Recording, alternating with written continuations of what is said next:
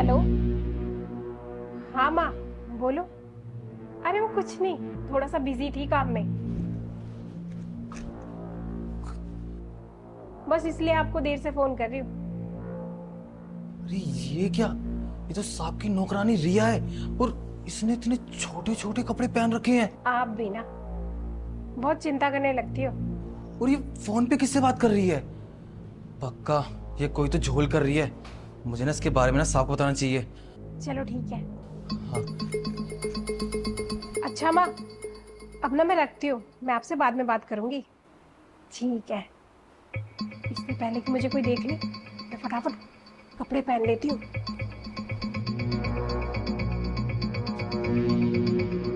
अरे शर्मा जी टेंशन मत लीजिए, आपके सारे चेक्स डिपॉजिट कर दिए, ठीक है। हाँ, साहब मुझे ना आपसे ना कुछ बात करनी है। क्या हुआ, पैसे चाहिए क्या फिर से? नहीं साहब, पगार तो हम मेरी टाइम पे दे ही देते हैं, पैसों की बात नहीं है। साहब जो आपके घर की नौकरानी है ना, वो रिया साहब, उसने ना छोटे छोटे कपड़े पहन रखे हैं और पता नहीं किससे बात करी थी फोन पर। क्या आप बकवास कर रहा है? लगता है तेरे रात की शराब उतरी नहीं है, और रात को तू शराब पी के जो क्राइम पेट्रोल देखता है ना, ये तेरे दिमाग में चल रहा है। अबे 1 महीने से काम कर रही है मेरे यहाँ पे, और तू कह रहा है छुट्टी ड्रेस पहन रही, फोन है उसके पास। मुझे नहीं पता क्या उसके पास ना कोई फोन वोन नहीं है, ठीक है। साहब ये बात तो मैं भी जानता हूँ, जो रिया है ना वो साड़ी में रहती है, उसके पास फोन भी नहीं है, वो गरीब है। देखिए साहब, मेरी आंखें ना धोखा नहीं खा सकती, मैंने उसको ना देखा है, वो छोटे छोटे कपड़े पहनकर किसी से बात करी थी। पक्का ना वो जासूसी कर रही है, वो कोई झोल कर रही है साहब। भाई यार, इतनी सीधी लड़की है, गरीब लड़की है, और ऐसी लड़की जासूसी कर सकती है? पागल हो गया है क्या? कहीं ऐसा तो नहीं ना कि तू बर्दाश्त नहीं कर रहा है इसको काम पे? देखिए साहब, आप ये गलत सोच रहे हैं। अगर आपको मेरी बातों पे यकीन नहीं हो रहा ना, तो आप एक काम करें, मेरे साथ चलिए ना, अभी देख लीजिए, अभी वो छोटे कपड़े में बैठकर ना वो बात ही कर रही है। देख, मुझे तेरी बातों पे अभी भी यकीन नहीं हो रहा है, पर तू कह रहा है ना, तो तेरी तसल्ली के लिए एक बार चलता हूँ मैं। चलिए साहब। चल।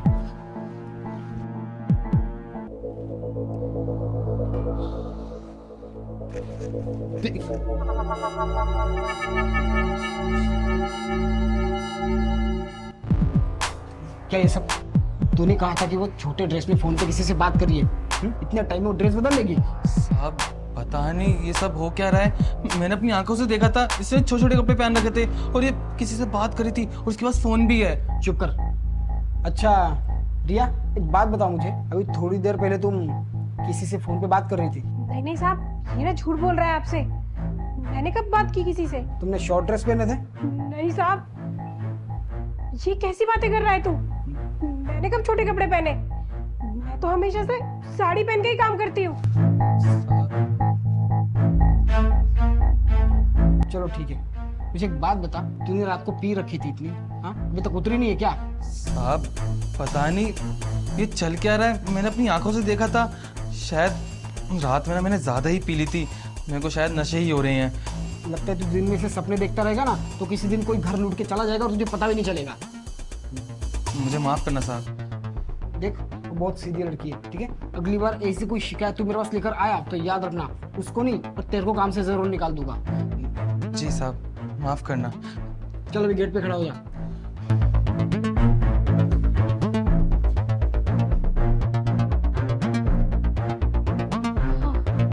आज तो बाल बाल बची। ये बबलू है ना, इसने तो आज मुझे फंसा ही दिया था। न जाने 24 घंटे मुझ पे ही नजर रखता रहता है। तो अब देख लिया होगा इसने कि मैं अपनी माँ से बात कर रही हूँ। हे भगवान, आज तो मैं बाल बाल बची। अब दोबारा ना इससे तो सावधान रहना पड़ेगा, वरना न जाने ये सांप के कान भरता रहेगा और इस नौकरी से भी हाथ धो बैठूंगी। नहीं नहीं, अब ऐसी गलती नहीं कर सकती मैं। लेकिन सांप तो गए, चलो मैं अपनी माँ से बात कर लेती हूँ।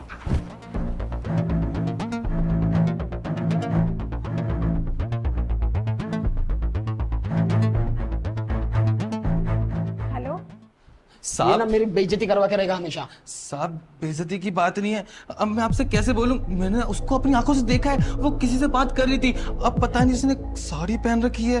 अरे तूने तेरी आंखों से देखा तो मेरी आंखें अंधी थी क्या? अब इतना भी टाइम नहीं हो गया था हमें जाने के लिए कि वो तुरंत 1 मिनट में कपड़े चेंज कर ले। देखो साहब, छोटा मुंह बड़ी बात कर रहा हूँ, जो ये लड़कियां होती है ना बहुत तेज होती है, पता नहीं ये ना आपके साथ सच में ना खेल रही है, ये नौकरानी नहीं है, ये पक्का ना कोई जासूसी है, ये आपकी कंपनी की चीजें ना किसी को दे ही रही होगी। देखिए साहब, मेरी बात पे यकीन करिए, आप मेरे साथ ना दोबारा चलिए। देख, तू ऑलरेडी मेरी इंसल्ट करवा चुका है उसके सामने, ठीक है, पर कोई बात नहीं, तेरी तसल्ली के लिए ना एक बार मैं और चलता हूँ। पर इस बार अगर कुछ भी गड़बड़ हुई ना, याद रखना तुझे तो मैं काम पर रखने से रहा। वैसे भी साहब आप उसको 2 दिन का बोल कर ही आए हैं, तो उसको यही लग रहा होगा कि आप दूर चले गए हो तो वो करेगी अपनी मनमानी। ये अच्छा मौका है, अभी चलते हैं, उसको पकड़ते हैं रंगे हाथ। चलो। चलिए। हेलो। हाँ माँ, अरे मैं ठीक हूँ। आपको नहीं लग रहा कि मैं बहुत खुश हूँ? अब हमारे ना सारे दुख के दिन गए, अब हमारी लाइफ में सिर्फ खुशियाँ ही खुशियाँ एंट्री करेंगी। माँ, आप भी ना ऑफिस में बहुत काम रहता है, बस इसलिए आपसे कम बात करती हूँ। आप चिंता मत करो, मैं आपसे मिलने ना जल्दी आऊंगी। देखिए साहब, आपकी घर की नौकरानी, मैंने कहा था ना, ये छोटे छोटे कपड़े पहन के किसी से बात करी थी, ये पक्का ना कोई जासूसी कर रही है। रिया, क्या चल रहा है सब?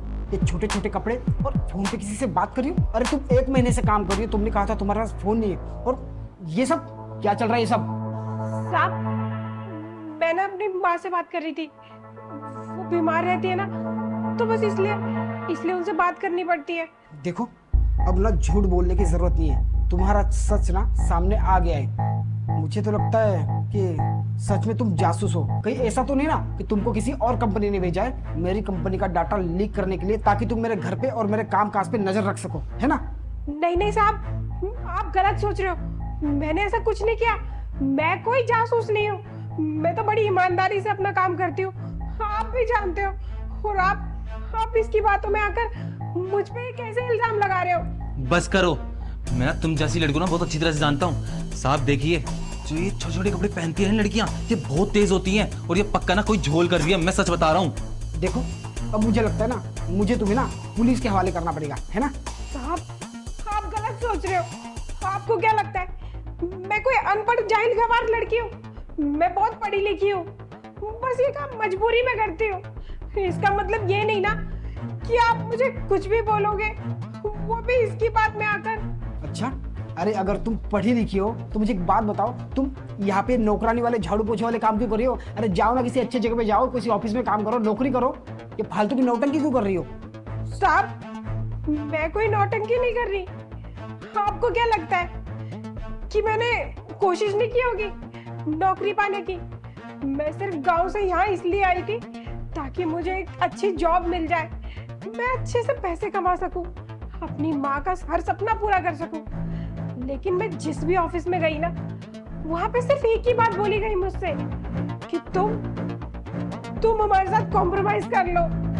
और मैं ये सब गलत काम नहीं करना चाहती थी, बस इसलिए मैंने सोचा ये काम छोटा हो तो क्या हुआ, कम से कम इसमें कोई बुराई तो नहीं।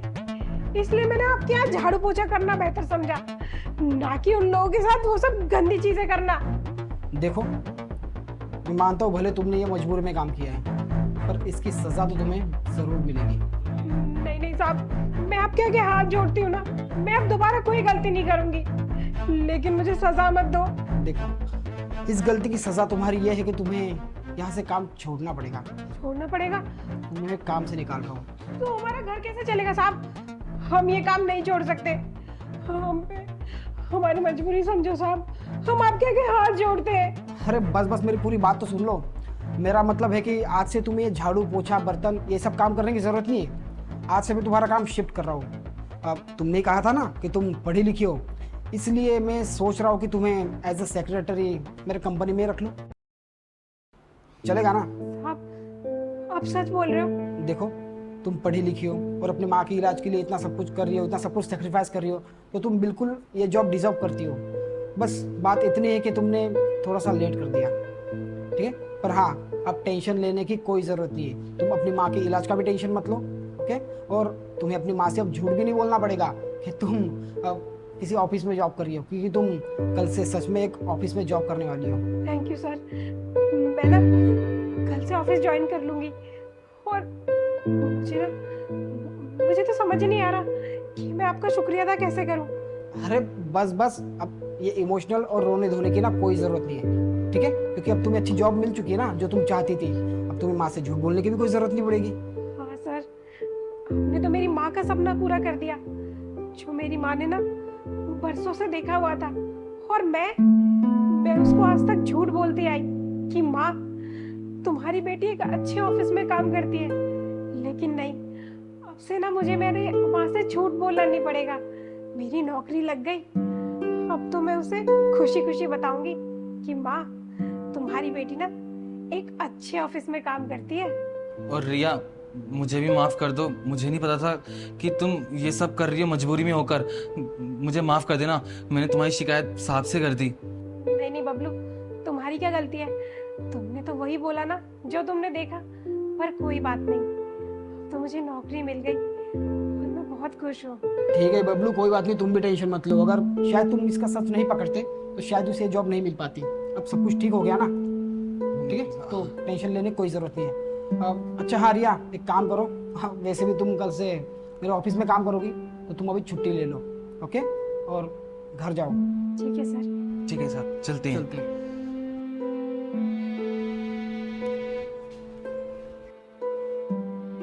हे भगवान, मैंने तो कभी सोचा भी नहीं था कि मेरी किस्मत ऐसे बदल जाएगी। और सर मुझे ये जॉब दे देंगे। मेरी माँ का सपना तो अब पूरा ही हो गया। चलो, मैं अपनी माँ से बात कर लेती हूँ। हेलो, हाँ माँ। नहीं माँ, मैं आपसे जल्दी आऊंगी ना मिलने। आप टेंशन मत लो, अब हमारे सारे सपने पूरे हो जाएंगे। हाँ माँ, ये सब आपकी वजह से ही तो है। आपने मुझे इतना पढ़ाया लिखाया है। चलो माँ, मैं आपसे बाद में बात करती हूँ, ठीक है?